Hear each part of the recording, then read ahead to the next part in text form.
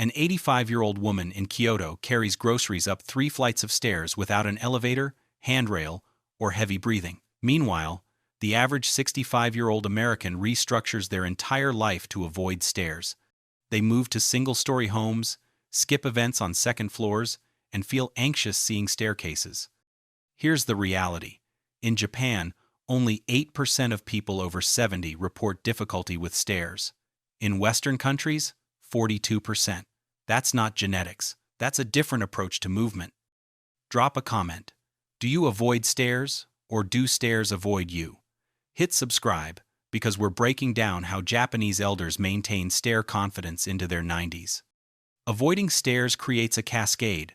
Stop climbing and you lose the exact muscles needed for climbing, so you avoid more, get weaker. Stairs become scarier. Within years, a simple staircase becomes an impossible barrier, locking you out of life. Japanese elders have better movement patterns. 5 exercises targeting precise muscle chains, balance systems, and coordination patterns. Stairs demand, not bigger muscles, better control, not more strength, more stability. Today, I'll show you these 5 exercises and how to adapt them to your fitness level. Let's start at the foundation, your ankles. Your ankle needs to bend 20 degrees to place your foot flat on the next stair. The average person over 60 has lost 30 to 40% of ankle flexibility. That's why every step feels unstable, why you grip railings, why feet don't land where expected. When did you last move your ankle through full range of motion?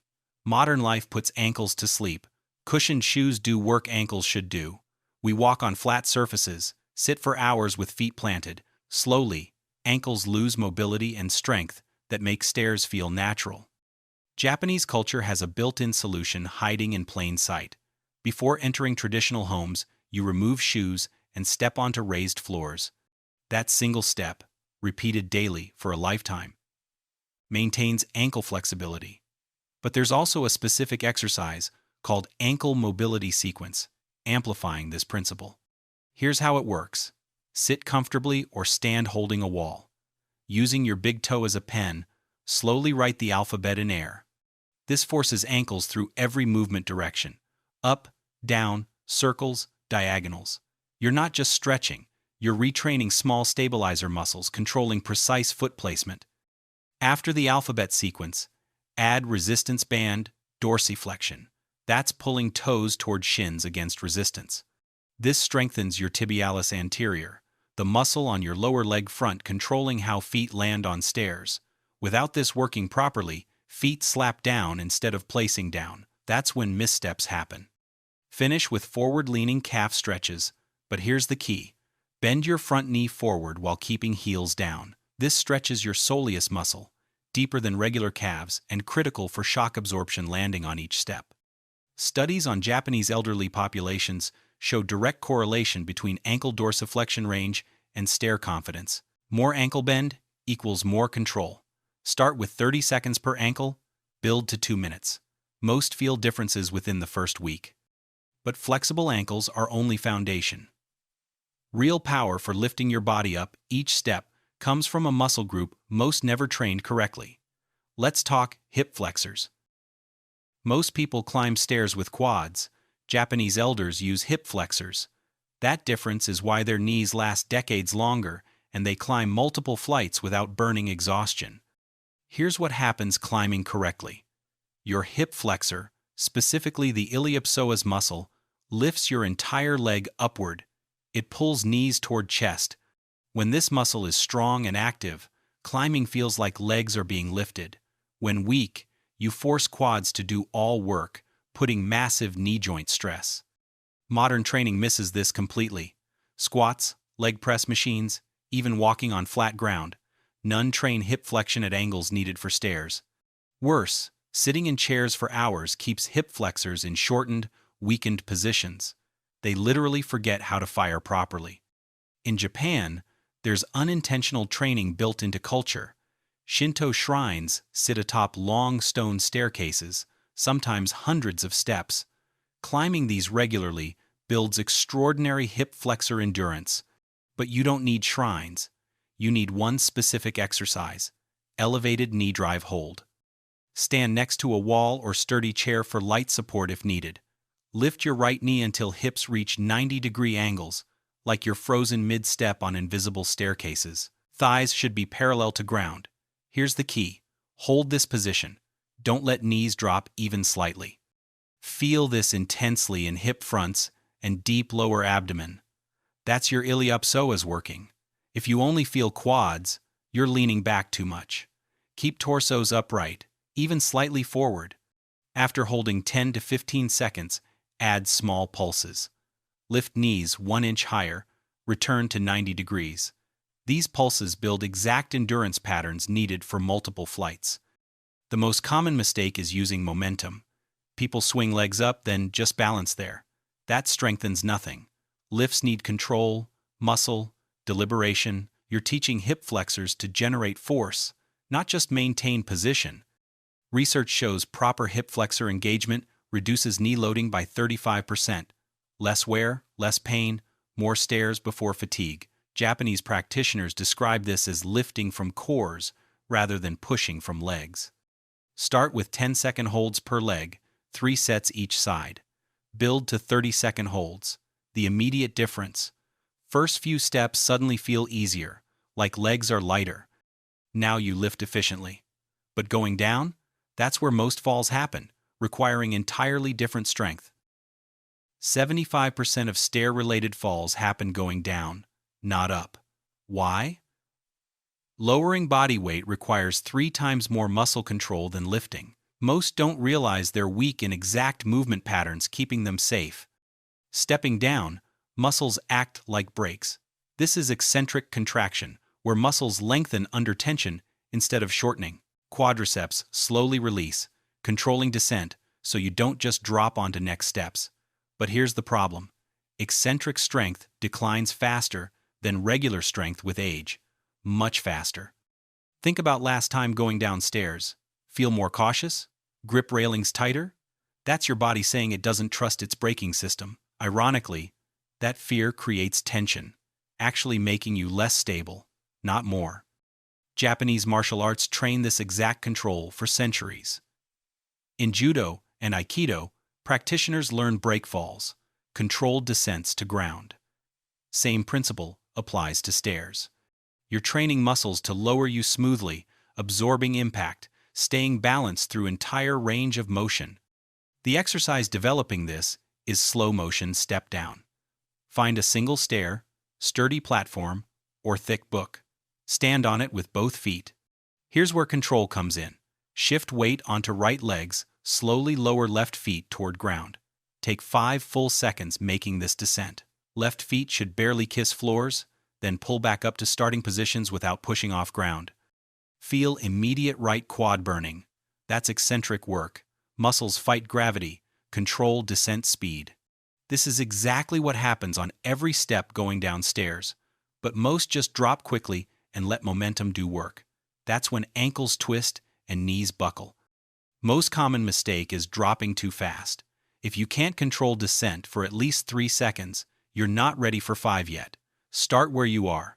Another mistake is locking supporting knees. Keep slight bends throughout entire movements. This engages glutes and hamstrings as stabilizers. Here's something fascinating from research. Eccentric training not only builds strength, it protects knee cartilage. Slow, controlled lowering stimulates synovial fluid production, lubricating joints. Studies on elderly Japanese populations show those practicing controlled descent movements have significantly less knee pain. Start with 3-second descents from low steps, just 4 to 6 inches high. Do 3 sets of 5 repetitions per leg, build control, increase to 5-second descents, then progress to standard stair heights. Mastering this eliminates psychological stair fear. You're not just building strength, you're building trust in your body's control ability. Now you have strength going up and control coming down, but what about that split-second moment between steps when balanced on one leg? That's where real instability lives. Every single step on stairs requires balancing on one leg while the other swings forward. Think about that. You're standing on one foot, supporting entire body weight, while simultaneously moving through space. Japanese elders hold single leg balance for 60 seconds or more. Can you hold 10? Here's what makes this critical. That split-second single leg stance is when most feel unstable on stairs. Supporting legs wobble. Hips drop to one side. You reach for railings not from tiredness, but from not trusting your balance. The longer you compensate with railings, the weaker natural balance becomes. Research shows single-leg balance deteriorates rapidly after age 50 without targeted training. We're talking losing 1 to 2 seconds of balance ability per year. That might not sound like much, but multiply that over a decade. You go from confident balance to barely able to stand on one foot at all. In Japan, the national morning exercise program called Radio Taiso includes a movement called flamingo balance. It's simple, practiced by millions daily, directly targeting exact stability systems needed for stairs. But we're taking it further with dynamic single-leg hold with reach. Stand near walls or next to sturdy chairs. This isn't for leaning on, just there if you need catching yourself. Lift right legs off ground, bending knees slightly. Here's where most balance exercises stop, but we're going further. While holding single-leg positions, slowly reach lifted legs forward, like trying to touch something with toes. Hold 2 seconds. Bring back to center. Now reach out to sides. Hold, back to center. Now reach backward. Hold. You're challenging balance in 3 different motion planes. Exactly what happens navigating stairs. Bodies make constant micro-adjustments keeping you stable while legs move through space. Those little wobbles you feel? That's not failure. That's stabilizer muscles waking up and learning to fire. Key muscles working here are gluteus medius on hip sides, hip abductors, deep ankle stabilizers, and core obliques. These prevent hips from dropping when standing on one leg. Without them, every step feels uncertain. Most common mistake is gripping support too tightly. You want barely touching it, just enough knowing it's there. Another mistake is allowing hips to drop on standing leg sides. Keep hips level, as if balancing water trays on top of them. Studies on fall risk reduction consistently show single-leg balance training is one of most effective interventions. It's not about strength, it's about proprioception, your body's ability knowing where it is in space without looking. Start with 20-second holds each leg, performing 3 reaches slowly and controlled. Improve to 60-second holds. Practice while brushing teeth or waiting for coffee. Just 2 minutes daily creates measurable improvement. You've built strength, control, and balance. But there's one more element tying everything together and making stairs feel effortless instead of exhausting. Let's talk breathing. Watch Japanese elders climb stairs and notice something subtle. They breathe with each step. This isn't just about getting oxygen. It's coordination patterns, turning conscious effort into automatic movement. Here's what most don't know. How you breathe completely changes how hard stairs feel. Think about last time climbing stairs. Did you hold your breath? Most do, especially when concentrating or feeling uncertain. But breath holding creates tension through entire bodies. Muscles tighten. Heart rates spike. What should be smooth, flowing movement becomes jerky, effortful steps. In Japanese culture, breathing awareness is trained from childhood through practices like zazen meditation and martial arts. The concept is simple but powerful. When breath is steady and rhythmic, movement becomes steady and rhythmic. When breath is chaotic, movement is chaotic. The specific exercise developing this coordination is rhythmic step-up with breath pattern. You'll need a single step or low platform. Here's how it works. Face steps, and as you inhale for 2 counts, step up with right feet, then bring left feet to meet it. As you exhale for 2 counts, step back down. Inhale up, exhale down. Keep this rhythm steady and continuous. You're synchronizing breathing with movement. This activates parasympathetic nervous systems, the part keeping you calm and relaxed. Instead of stairs feeling like threats requiring maximum effort, they start feeling like meditative practices. Studies on breathing patterns during exercise show rhythmic breathing reduces perceived effort by up to 25%. Actual physical work doesn't change, but how hard it feels changes dramatically. Your brain interprets steady breathing as signs everything is under control. Most common mistake is breathing too fast or shallow. You want full breaths, deep into bellies, not quick gasps from chests. Another mistake is reversing patterns. Always exhale during effortful parts, which is stepping up. Exhaling helps engage cores and create stability. Start with 2-count rhythms for just 2 minutes. Once this feels natural, progress to 4-count rhythms. Advanced practitioners maintain this for 5 to 10 minutes, building incredible endurance. When climbing multiple flights in real world, this breathing pattern becomes your pacing system. You match steps to breath. You're not thinking about how tired you are. You're just following rhythm. Breathing patterns integrate all 4 previous exercises into unified systems.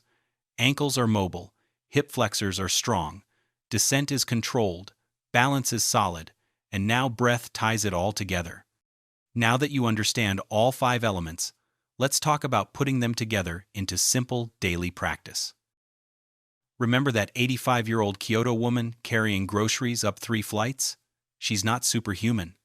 She never stopped training 5 systems making stairs natural: ankle mobility, hip flexor power, eccentric control, single leg stability, and breath coordination. Here's your daily practice. Morning, 30 seconds ankle alphabet, 1 minute knee drives, 30 seconds single leg balance each side. Evening, 1 minute step downs, 1 minute rhythmic step ups, 7 minutes total. Your stair relationship is a choice. Time yourself climbing 1 flight today. Do these exercises 4 weeks, then time again. Drop results in comments. Want the Japanese secret for getting up from floors without using hands? Comment stairs. Subscribe.